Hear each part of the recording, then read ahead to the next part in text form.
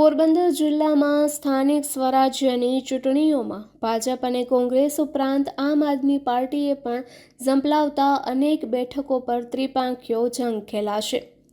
પોરબંદર જિલ્લાની સ્થાનિક સ્વરાજ્યની ચૂંટણીઓ માટે ફોર્મ ભરવાની પ્રક્રિયા પૂર્ણ થઈ છે।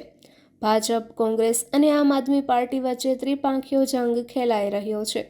ત્યારે વહીવટી તંત્ર દ્વારા ઉમેદવારી પત્રોના આંકડા જાહેર કરવામાં આવ્યા છે।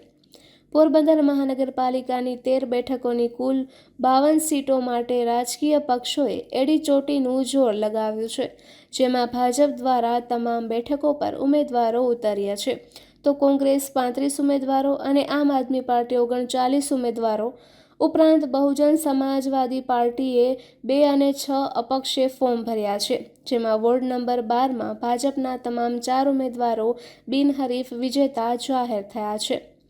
વાત કરીએ જિલ્લા પંચાયતની, તો જિલ્લા પંચાયતની 18 બેઠકો માટે સત્તાધારી પક્ષ અને વિપક્ષો સામસામે છે, જેમાં ભાજપ અને આમ આદમી પાર્ટી બંનેએ તમામ 18 બેઠકો પર ઉમેદવારી નોંધાવી છે, જ્યારે કોંગ્રેસે ડમી ઉમેદવારો સહિત 20 ફોર્મ ભર્યા છે, જ્યારે 1 બેઠક પર અપક્ષ ઉમેદવાર મેદાને છે।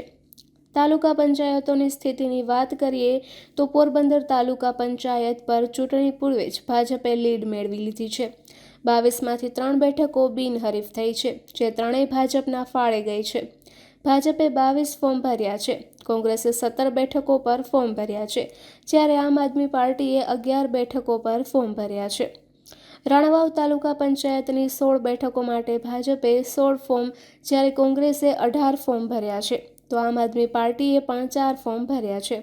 એ સિવાય કુતિયાણા તાલુકા પંચાયતની 16 બેઠકોમાં ભાજપે 16, કોંગ્રેસે 15 અને આમ આદમી પાર્ટીએ 8 ફોર્મ ભર્યા છે, તો અહીં 3 અપક્ષ ઉમેદવારોએ પણ ઝંપલાવ્યું છે। નોંધનીય છે કે ચૂંટણીના પરિણામો પહેલા જ ભાજપે કેટલીક બેઠકો પર બિનહરીફ વિજય મેળવીને પ્રભુત્વ જમાવ્યું છે। ફોર્મ ભરવાની પ્રક્રિયા પૂર્ણ થતાં હવે ચિત્ર સ્પષ્ટ થયું છે।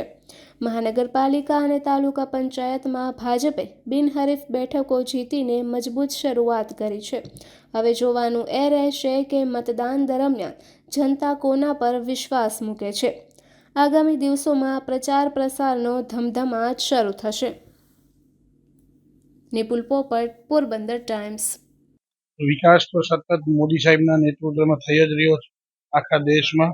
આજે પોરબંદર જિલ્લાની તમામ તાલુકા પંચાયત, જિલ્લા પંચાયત તથા મહાનગરપાલિકાના 13 વોર્ડના 52 ઉમેદવારો આજે ફોર્મ ભરી રહ્યા છે, અને અમને સંપૂર્ણ વિશ્વાસ છે જનતા ઉપર કે 52 સીટ અમારી ભાજપની જ આવવાની છે અને વિકાસનો વિજય થવાનો છે। પાર્ટીના આદેશ મુજબ દાવેદારી કરી છે અને આજે એનું ફોર્મ ભરીને પ્રક્રિયા પૂરી કરી છે। આજ રોજ અમે વોર્ડ નંબર 13માં મેં ઉમેદવારી કરેલી છે અને અમને પૂરેપૂરો જીતનો વિશ્વાસ છે। આજે 30 વર્ષથી આ ભાજપનું શાસન જે ચાલે છે, આ જનતા એનાથી ત્રાહિમામ છે, એટલે આ વખતે કોંગ્રેસ ઉપર વિશ્વાસ કરી અને કોંગ્રેસની મહાનગરપાલિકા આવે એવી 100% શક્યતા છે। આજે ભાજપની અંદર જે વિખવાદો છે, આજે એ ટીમ બે ટીમની એમને પડી છે, અને આજે પોરબંદરની જનતાનું જે સારું કરવાનું એના બદલે આજે જે એના ઓલામાં પડ્યા છે, આજ પ્રજા જાણી ગઈ છે। આ વખતે જે પ્રજા જાણી ગઈ છે એનો એક વોટર એમને હિસાબ 30 વર્ષનો આપશે આ વખતે, એવો અમને પૂરો વિશ્વાસ છે। આજે અત્યારે અમારે પક્ષમાંથી આમ આદમી પાર્ટીમાંથી ફોર્મ ભરવાનું ચાલુ છે। આજે છેલ્લો દિવસ છે, એટલે આજે રસ પણ બહુ છે, ને અમારા બધા જ કાર્યકરો અત્યારે ઉમેદવારો અત્યારે ફોર્મ ભરી રહ્યા છે। અત્યારે તો લગભગ બધામાંથી દાવેદારી કરીએ છીએ, પણ અમારા ઉમેદવારો થોડા લેટ આવ્યા છે, એટલે જોઈએ છીએ કેટલા પણ અમે લોકો લગભગ 10 પેનલ તો ઓછામાં ઓછી વ્યવસ્થિત કરી છે। બસ ચૂંટણીને લઈને તો એટલું જ કે આમ આદમી પાર્ટીમાંથી હું ડોક્ટર નૂતન ગોકાણી તરીકે આજે ફર્સ્ટ ટાઈમ રાજકીય કારકિર્દીમાં પદાર્પણ કરી રહ્યું છે।